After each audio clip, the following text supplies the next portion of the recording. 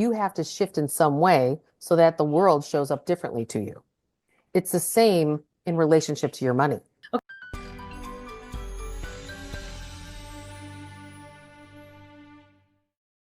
I always talk about, and this is in my book, Awaken Your Wealth, that you have to clean up your financial past, which are your debts, while you're also living in the present moment and planning for the future all at the same time. And here's why.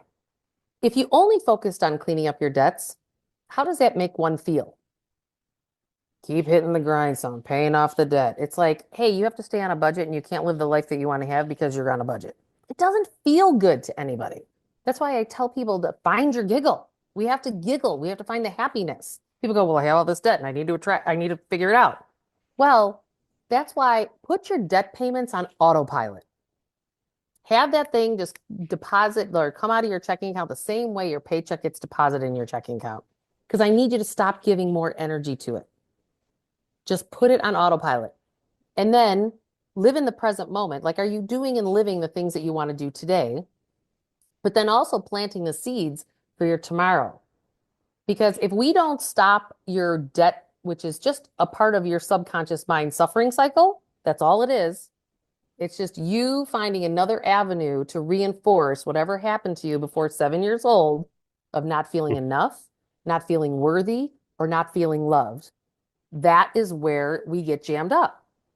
So what's trying to happen in the creation of your debt is that emotions that are stuffed in your physical body are just trying to come up and be felt. Because that little girl or little boy inside of you is sitting here going, I'm ready to heal. And then you distract yourself by spending more money on credit card debt or car debt or house debt to not feel those feelings. And then you're like, okay, I feel good. And then you have a spending hangover. Right? So, well, how does one do that? You start to address it like, let's say you get a pay raise, or you get a tax return, or you get a bonus, or you get some money from family. Something that's new to you. It's not in your current daily operations. Divide it into three. So let's just say you get $300 more per month because you got a pay raise. We'll use a simple example. Take $100 of that, add it to your highest interest rated debt. So you're addressing your debt. Take the other 100 and have that fund something you want to do in the present moment. Maybe you want to go on more vacations. Okay. Stick that $100 in a vacation fund every month to take better vacations or start taking vacations. And the other 100, plant the seeds for the future to build your wealth. And that's what I mean to clean up your past while living in the present moment and plan for the future all at the same time. Do it with your newfound money, not with money that you're already operating on, because you're going to feel like a teenager and you're going to want to act out if I'm telling you today going, well, you have to stop spending so much money and you need to do this. Well, nobody ever wants to do that. When you consistently do that over time, you wind up turning the boat in the other direction. You start to become your own bank. You stop depending on the system to support your lifestyle as much.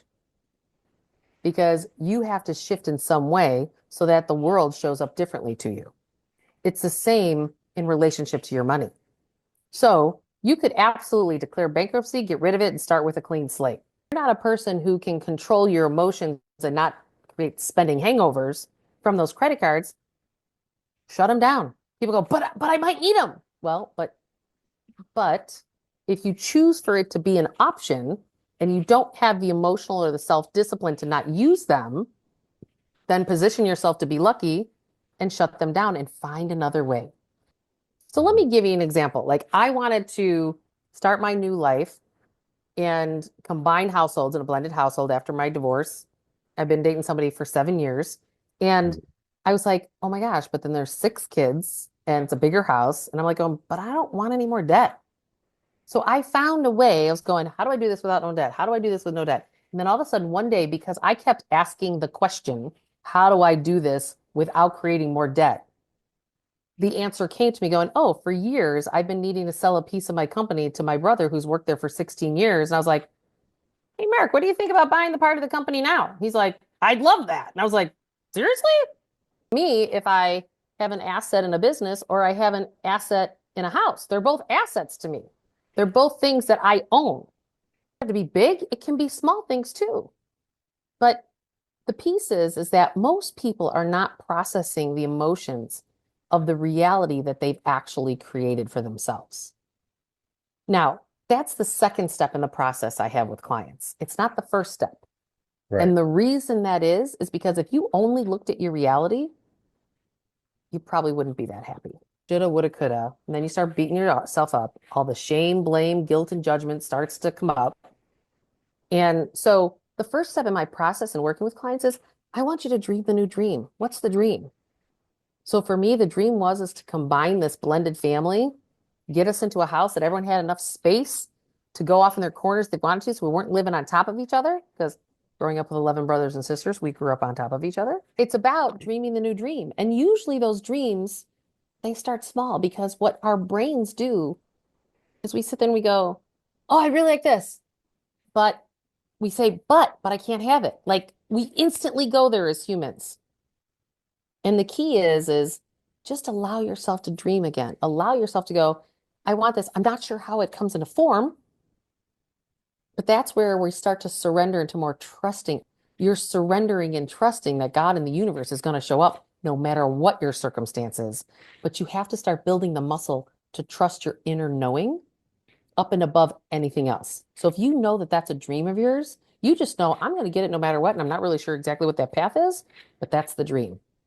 And then you start to build your infrastructure financially underneath that, and all your decisions go to supporting what that is, even though you may not see the path yet, because you're trying to clean up your financial past while living today and planting the seeds for that dream of tomorrow. That's your compelling reason to change, is the dream that you now have, no matter what age, no matter what your background. It's just the dream that you want for your tomorrow.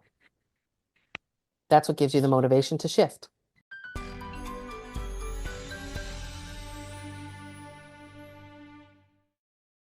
Do you want to experience free coaching based on my 25 plus years as being a financial planner, and ask me any question that you want to ask me to help you get past that hurdle in your financial world?